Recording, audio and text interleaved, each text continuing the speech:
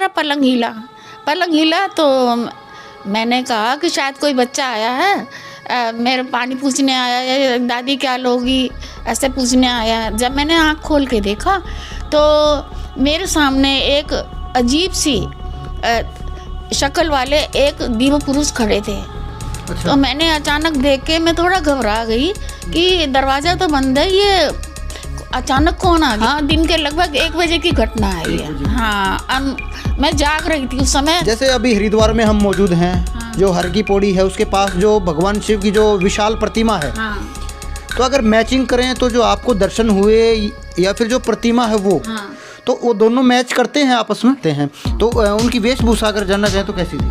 भगवान शिव के गले में नाग होता है, सांप होता है, तो क्या सांप भी था? अच्छा, ये बोलते हैं माता जी भगवान शिव नंदी की सवारी करते हैं। हाँ। तो ऐसा कुछ आपने देखा? अकेले थे माता जी या कोई जैसे माता पार्वती या गणेश जी पूरे सपरिवार? हाँ। कुछ ऐसा था? ना, उनके साथ कोई नहीं था उस समय, वो अकेले थे। त्रिशूल ले रखा था हाथ में? नहीं। भगवान शिव जो थे वो ये बताते हैं कि उनकी जटा से गंगा बहती है। हाँ जी।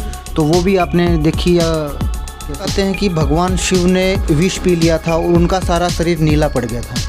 तो जो आपको दर्शन हुए, साक्षात दर्शन हुए, उसमें नीला था या कैसा था? उनके चारों तरफ तेज था, एक रोशनी ओरा जिसको बोलते हैं ना। तो देखा है, 100% कह सकती हूँ कि वो भगवान शिव ही थे।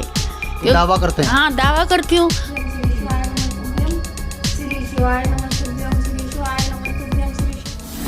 आप देख रहे हैं हरियाणा 36 लाइव, 36 बिरादरी की आवाज़। इस कार्यक्रम में मौजूद व्यक्तियों की राय उनकी व्यक्तिगत राय है, हरियाणा 36 लाइव की नहीं। हरियाणा 36 लाइव का मकसद किसी भी व्यक्ति की छवि को धूमिल करना या निंदा करना नहीं, बल्कि समाज में जागरूकता फैलाना है। चैनल का मकसद किसी भी पाखंड को बढ़ावा देना व किसी भी धर्म को ठेस पहुंचाना नहीं है। भाई सभी दर्शकों को मेरा नमस्कार। मैं आशीष सांगवान हरियाणा 36 लाइव पर आपका स्वागत करता हूं। दोस्तों, अलग अलग टाइम पर हम आपको विचित्र घटना या फिर जो सच्ची घटना हम उनको बोल सकते हैं वो दिखाते रहते हैं। और इससे पहले हमने कृष्ण जी की घटना जो गाजियाबाद की थी, जो माता जी को कृष्ण जी के दर्शन हुए थे, वो घटना आप लोगों को दिखाई। तो और ऐसी ही घटना एक और जो मेरे सामने आई है। और सबसे पहले अगर मैं दिखाना चाहूँ, आप लोगों के काफ़ी सारे कमेंट आते हैं कि ये झूठ है या फिर वो है। अब ऐसा है, जैसे आंटी से हम अभी इंटरव्यू करेंगे तो उसमें हम ये नहीं बता सकते कि इनके मन में क्या है, या फिर झूठ बोल रही हैं या फिर सच बोल रही हैं। ये तो हम अनुमान ही नहीं लगा सकते कि सामने वाला क्या है। लेकिन हमारी तरफ से जो वीडियो होती है वो 100% सच होती हैं। अभी अगर बात करें तो हमारे हाथ में श्रीमद् भागवत जो गीता है वो हमारे हाथ में है। और इसका बहुत ही महत्वपूर्ण जो भूमिका है वो हमारे धर्म में होती है।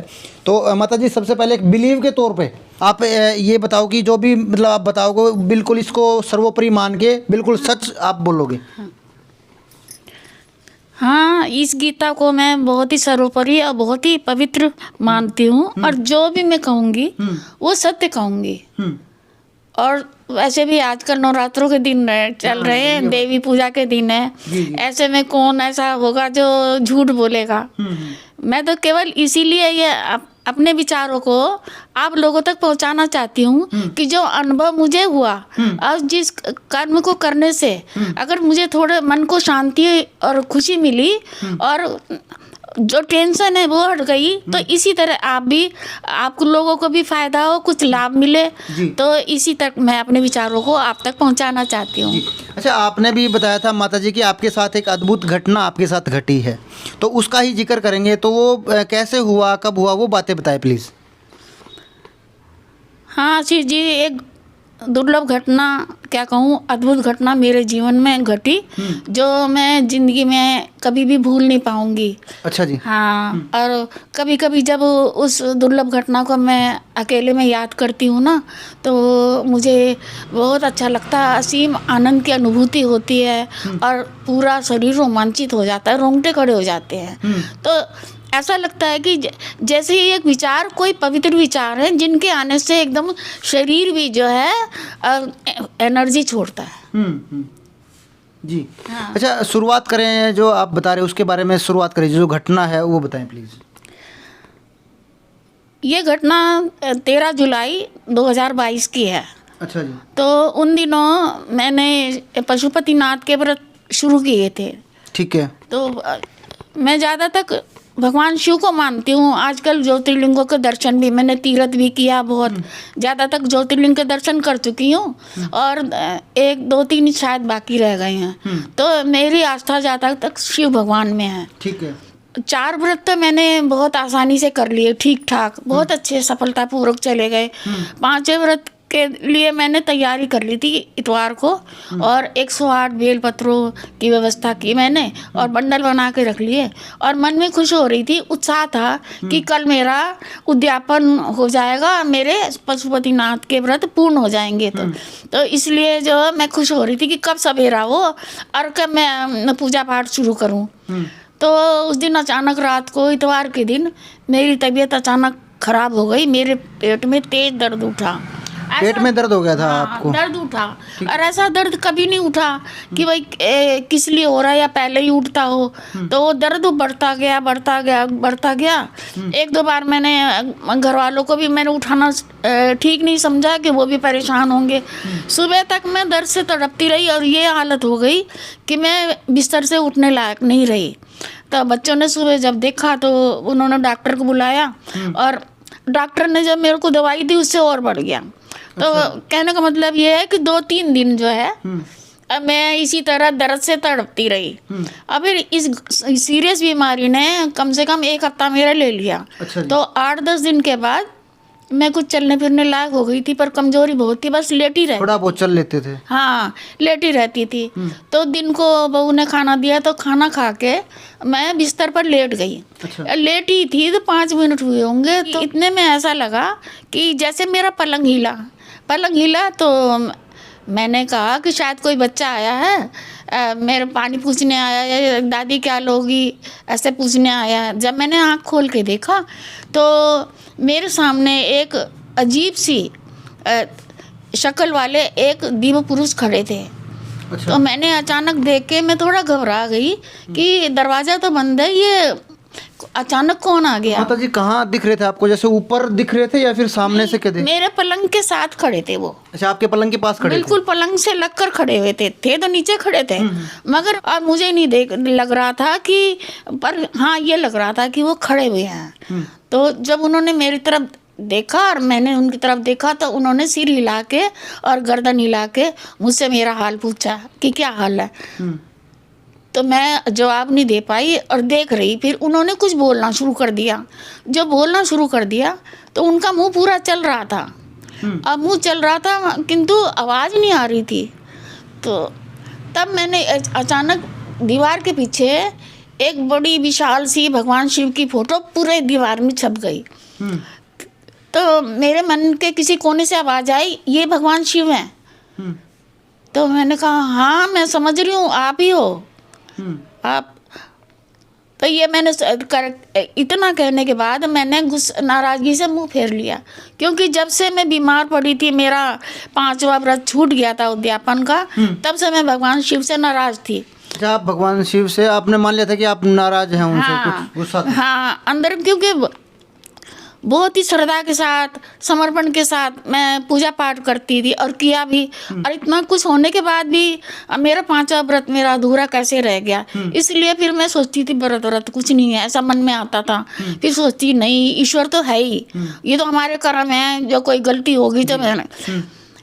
तो उन्होंने फिर मेरी तरफ देखा और पहले तो मुँह चलाते रहे। मुँह चलाते हुए मैंने देखा और मैंने कहा अब क्यों आए हो, अब आने से क्या फ़ायदा। तो वो मैंने ये देख लिया कि फोटो ही तो भगवान शिव ही है। फोटो देख के सोचा ठीक है, तो भगवान शिव है। तो उन्होंने ऐसे बोला कि सांसारिक कर्मों के कष्टों को तो भोगना ही पड़ता है। बस ये शब्द उन्होंने बड़े जोर से और स्पष्ट शब्दों में बोले। जैसे पहले बोल रहे थे, आवाज़ नहीं आ रही थी, मगर जब वो बोल रहे थे लेकिन आपको सुनाई नहीं दे रहा था? सुना ही नहीं दे रहा था। और जब उन्होंने ये शब्द बोले कि सांसारिक कर्मों के कष्टों के भोग को तो भोगना ही पड़ता है, तो मैंने उनकी तरफ देखा। तब उन्होंने जब फोटो भी छप गई और फोटो भी छप गई और फिर वो दोबारा मुंह चलाने लगे। तो मैंने कहा हाँ भगवान शिव ही हैं, क्योंकि एक बार कनखल में आज से कम 6 साल पहले तो एक अद्भुत घटना घटी थी कि दरिद्र भंजन नामक एक शमशान घाट के पास शिव जी का मंदिर है, सती घाट पर जी। तो किसी ने बताया कि वो कुछ समय के लिए भगवान शिव ने दर्शन दिए। एक भक्त दूध चढ़ा रहा था शिवलिंग पे, तो उस दूध से उनके अर्धनारीश्वर के रूप में आधी शक्ल दिखाई दे रही थी। और आधी शक्ल में जो वो बात कर रहे थे ना, मुंह चला रहे थे, तो वो मैंने टीवी में देखा था, बहुत से मीडिया वालों ने वो समाचार में दिखाए थे। तो मेरे दिमाग में थी कि ये तो इसी तरह जो है मुंह चला रहे हैं जैसे दरिद्र भंजन पर इन्होंने दूध की परछाई में दर्शन दिए थे। तो मेरे मन को पक्का विश्वास हो गया कि यही भगवान शिव हैं जी। तो उस बात करने के बाद वो बात करते हुए जब आखिरी में फिर मैंने दोबारा कहा, अब आने से क्या फायदा, पहले तो मेरा व्रत आधा छुड़वा दिया। फिर वो कुछ कहते एक क्षण में बस इस तरह ऊपर चलते चलते और छत के कोने में गायब हो गए। और वो पीछे की तस्वीर कुछ समय की जो पहले बनी हुई थी वो उसी तरह बनी रही। उनके अंतर्धान होने के बाद वो तस्वीर भी धीरे धीरे अपने आप ही गायब हो गई। हाँ। तो दिन की घटना है माता जी? हाँ, दिन के लगभग 1 बजे की घटना है ये। हाँ, अब मैं जाग रही थी, उस समय जाके खाट पर लेटी थी। अच्छा माता जी, आपने बताया कि आपने भगवान शिव के साक्षात दर्शन किए।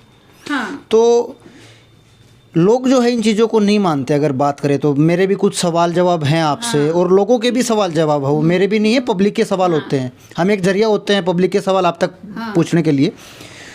जैसे अभी हरिद्वार में हम मौजूद हैं, जो हर की पौड़ी है उसके पास जो भगवान शिव की जो विशाल प्रतिमा है, तो अगर मैचिंग करें तो जो आपको दर्शन हुए या फिर जो प्रतिमा है वो, तो वो दोनों मैच करते हैं आपस में? नहीं, मैच तो नहीं करती, मगर जो भगवान शिव का रूप था साक्षात शिव के रूप में नहीं था वो।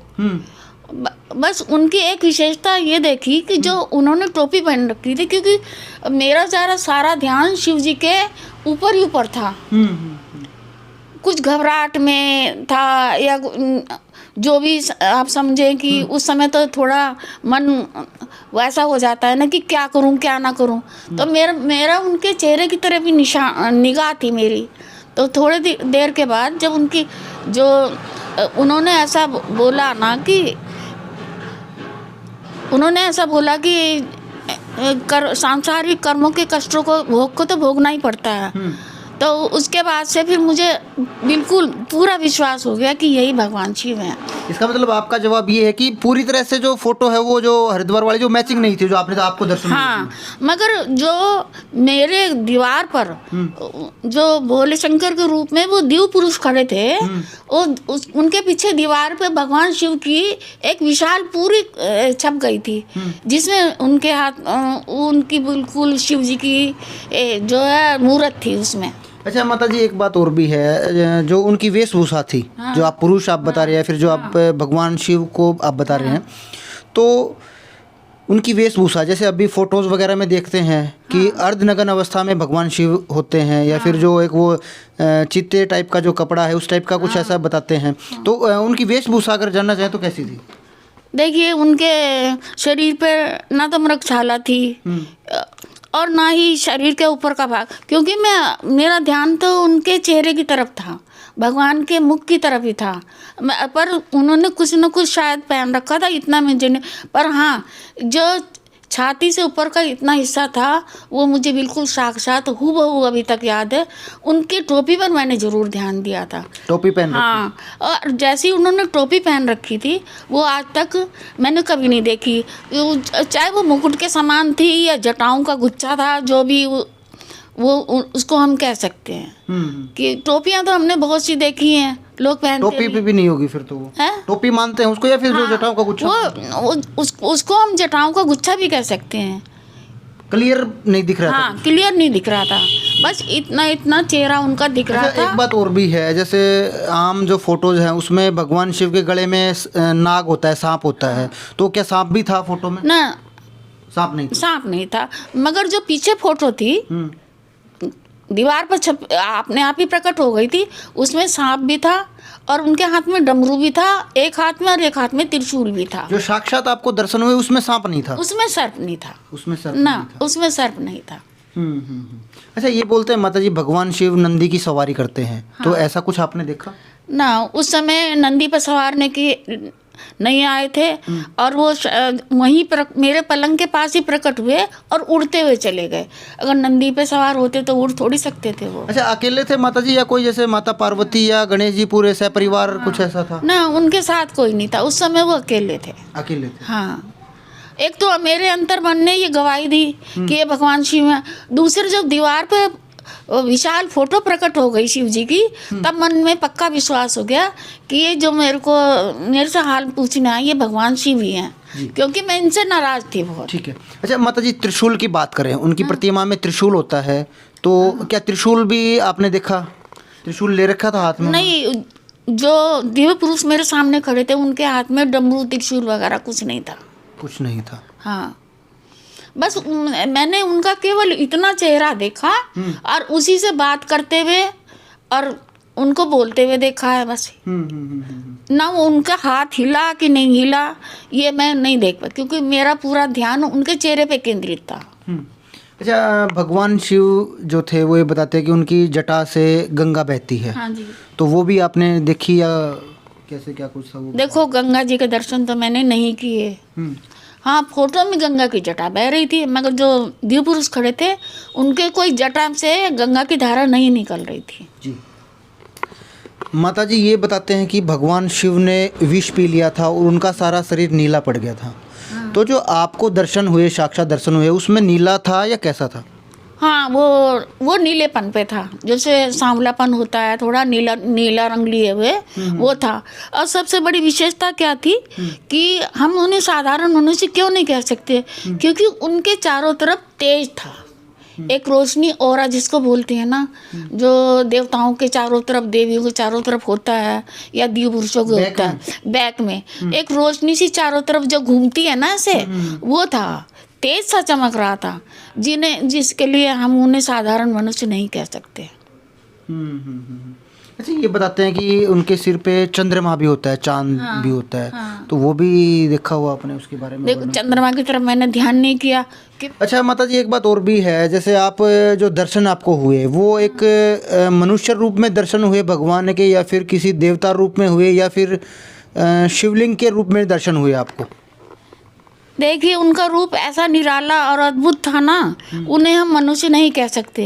एक तो उनके चारों ओर जो एक तेज सा हो रहा था, और एक किसी ऐसी शक्ति के आने से जो अलग एक ऊर्जा प्रकट होती है ना, वो मैं महसूस कर रही थी कि जैसे मैं धरती पर नहीं हूँ और मैं ऊपर ऊपर उड़ रही हूँ, और मुझे पता नहीं कि मैं घर परिवार में हूँ, कहाँ हूँ। मेरी आत्मा भगवान शिव की मौजूदगी महसूस कर रही थी। और पीछे जो कहीं ऐसा तो नहीं है जैसे कभी सौपन भी हो सकता है कुछ ऐसा, अगर आप, क्योंकि उम्र भी ज़्यादा है, कहीं सौपन आपको आ गया हो? नहीं, अभी ये इतनी हालत नहीं आई है, पर मेरी याददाश्त बहुत तेज है, और मैंने ये तो देखा है, 100% कह सकती हूँ कि वो भगवान शिव ही थे। दावा करते हैं? हाँ, दावा करती हूँ, और दावा इसलिए और मजबूत होता है कि पीछे भगवान शिव की जो तस्वीर अचानक ही प्रकट हो गई विशाल रूप में। अच्छा माता जी, आपकी उम्र जो है वो कितनी होगी? मेरी उम्र आशीष जी 75 साल की है। 75 साल की? हाँ, अभी मेरे बच्चों ने मेरा 75वां जन्मदिन मनाया। अच्छा, अभी मनाया था? हाँ, 24 अगस्त सन 1950। 1950 का जन्म है आपका? जी। अच्छा, 48 का जन्म। अच्छा, 48 का जन्म। 48 का जन्म। अच्छा, जो आप बता रहे हो कि आप इतने साल के हो गए, तो आप वैसे पहले काम जैसे क्या करते थे? जैसे देखिए आशीष जी, पहले ये तो हम मध्यम दर्जे के लोग हैं, और मैं घर में पहले सिलाई किया करती थी। वैसे मेरी शिक्षा ठीक है, मैंने BA BTC कर रखी है, और पतिदेव नहीं चाहते थे कि ये बाहर जाए। मेरी सहारनपुर में नौकरी लग रही थी, इंटरव्यू में दे आई थी, तो मेरे छोटे छोटे 3 बच्चे थे, तो ये कहने लगे बच्चे कैसे पलेंगे, तू यहीं कहीं नौकरी कर ले। मतलब पढ़े लिखे हो आप? हाँ। काफ़ी ज़्यादा पढ़े, क्योंकि उस टाइम की BA कर रखी है आपने, सन 1900 में तो कोई करता था। उस समय बीए तो बहुत 10वीं से आगे कोई पढ़ता ही नहीं था। माता जी एक बात और भी है, आजकल जो पढ़े लिखे लोग हैं वो इन चीज़ों को नहीं मानते हैं। मैं आपको रियल बात बताऊं तो काफ़ी सारे लोग हमें कमेंट भी करते हैं कि ये सौपन में है, या फिर अभी हो सकता है इस वीडियो पे भी करें हाँ, कि इन्होंने सौपन देखा होगा या फिर ऐसा नहीं होता है। तो उन लोगों के बारे में आप क्या कुछ कहोगे जो अभी आज के पढ़े लिखे लोग इनको इन चीज़ों को मानते नहीं हैं? देखिए आज से ज़्यादा तक लोग तो इन बातों को मानते नहीं हैं। मगर मैं पढ़ी लिखी हूँ, अहंकार से नहीं कहती हूँ कि जो अपनी मुझे ज्ञान प्राप्त है भगवान ने दिया, उसी ज्ञान के आधार पे ही कह सकती हूँ कि जो ये घटना सत्य है, ये घटना सत्य मानते सत्य है। और जो अभी आप देखिए, चाहे हम कितने एडवांस हो जाएं, चाहे कितने प्रोफेशनल हो जाएं, आगे कितना बढ़ जाए नए फैशन में, किंतु अंत में हम वैज्ञानिक चाहे कितना आगे बढ़, देखो आज चंद्रयान 3 और चंद्रमा पर हमारा पहुंच रहा है भारत देश का, तो वो पहुंच तो रहा है, मगर अंत में सहारा किसका लेना पड़ता है? भगवान का ही सहारा लेना पड़ता है। क्योंकि जब चंद्रयान 3 ऊपर पहुंचा और चंद्रमा की धरती पर उतरने वाला हुआ, तो हमारे भारत देश में जगह जगह पूजा पाठ धर्म कर्म, जगह जगह हवन हो रहे थे। सब यही भगवान से दुआएं मांग रहे थे कि किसी तरह जो है हमारा चंद्रयान सही सलामत चंद्रमा की धरती पर उतर जाए। तो और फिर जिस जगह पर वो उतरा उस जगह का नाम भी शिव शक्ति रखा गया। शिव शक्ति रखा गया ना, तो शिव से रिलेटेड तो है ही। और फिर ये जब मैं ये घटना सोचती हूँ तो आप जैसे पूछ रहे हैं, मैं बता रही हूँ, तो अगर सुनने वालों को अच्छा लगता है तो बहुत अच्छी बात है। मगर मैं अपने मन की कहती हूँ कि जैसे कोई गूंगा है, उसे कोई मिठाई या गुड़ दे दो तो वो खाएगा, तो बोल तो पाएगा नहीं, पर मन ही मन में उस मिठास का अनुभव करता है।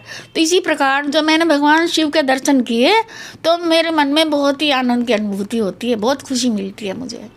तो आजकल भक्ति बहुत से लोग करते हैं, कितनी समस्याएं हैं लोगों के पास, और सब शिव की शरण में जा रहे हैं, शिव की शरण में जा रहे हैं, या किसी भगवान विष्णु की शरण में जा रहे हैं, श्री कृष्ण भगवान की शरण में जा रहे हैं, किसी तरह हमारी समस्याएं दूर हो जाएं। तो समस्या के लिए हम लोग क्या करते हैं, भगवान की शरण में जाते हैं। चाहे कोई कितना पढ़ा लिखा, हालत किसी की इतनी खराब हो गई या गंभीर समस्या हो गई या कोई और बात हो गई, तो हे भगवान, ये कहते हैं हे भगवान जो सब ठीक ठाक हो।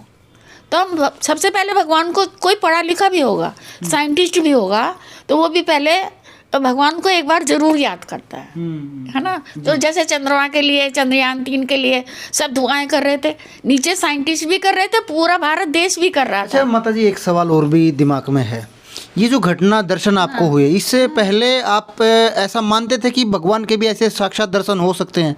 नहीं, ऐसी तो मैंने कभी भी कल्पना भी नहीं की थी कि मुझे भगवान दर्शन देंगे, क्योंकि मैं बहुत ज़्यादा दिन रात भक्ति में तो नहीं डूबी रहती थी। क्योंकि मेरा जो है गृहस्थी चलाने के लिए मुझे अपने घर में भी काम करना पड़ता था। सबसे पहले तो मैं सिलाई करती, फिर मैंने सिलाई स्कूल खोला, औरतों को सिलाई सिखाने लगी। फिर उसके बाद में मैंने जो एक संस्था बनाई, महिला कल्याण प्रशिक्षण संस्थान, तो उसके माध्यम से मैंने महिलाओं के कल्याण के लिए अनेकों कार्यक्रम चलाए, तो मुझे बड़ी मानसिक शांति मिलती थी। हाँ। अच्छा, इस घटना के बाद आपके जीवन में कुछ बदलाव हुआ हो माता जी? हाँ, बदलाव बहुत हुआ कि ऐसा है कि अब पहले से ज़्यादा मुझे शिव का ध्यान आता है। तो एक मंत्र है, श्री शिवाय नमस्तुभ्यम। तो कभी जरा सा भी कुछ होता है तो मेरे मन से मैं 5 बार श्री शिवाय नमस्तुभ्यम कहती हूँ, तो मेरे मन को शांति मिलती है। और ये मेरा अनुभव है कि फ़ायदा ही मिलता है मुझे कोई अभी ईश्वर की कृपा है, कोई बुरा दृश्य या बुरी समस्या या बुरी घटना मुझे नहीं दिखाई देती है।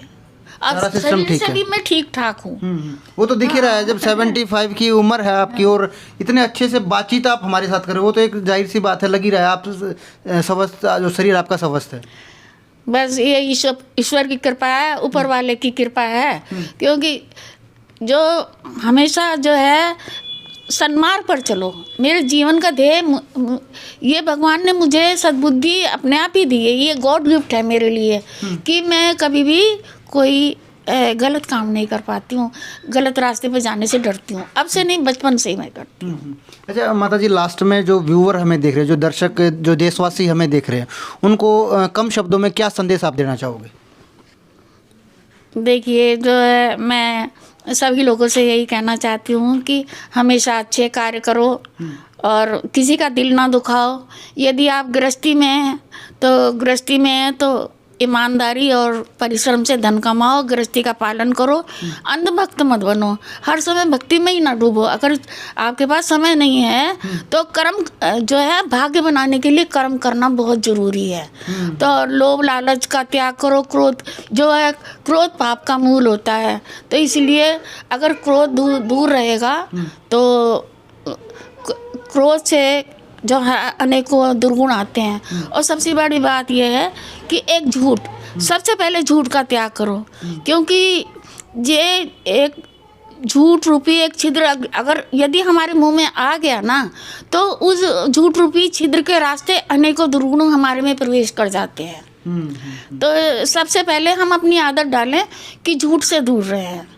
तो परोपकार करें, दूसरों का ज़रूरतमंदों की सहायता करें और ज़्यादा अंधविश्वास में न पड़े, पाखंड को बढ़ावा ना दें। हाँ, पाखंड को बढ़ावा न दें और जागरूक रहें, अच्छे कार्य करें और लोगों का, दूसरों का भला भी करें, जिससे कि दूसरों का भला भी हो और अपना जीवन भी सफल हो। चलिए माता जी, हमारे साथ जो आपके साथ जो घटना हुई उसको हमारे साथ या फिर जो चैनल है उसके साथ शेयर करने के लिए आपका बहुत बहुत धन्यवाद।